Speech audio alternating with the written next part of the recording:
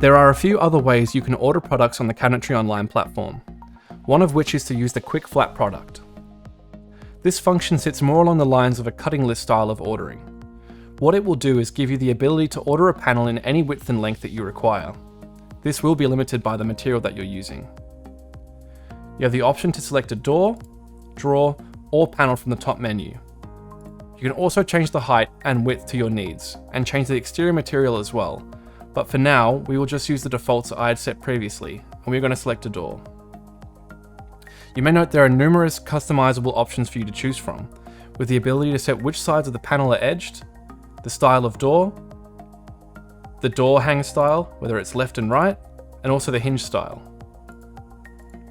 What we'll do is, we'll copy this product, and we'll change the quantity to 4, whilst also changing the height to 1000 and the width to 600.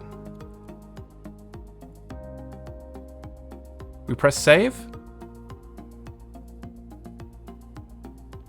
and we'll be taken back to the order dashboard, where we'll note that our doors have been added and the prices have been updated within the grand total.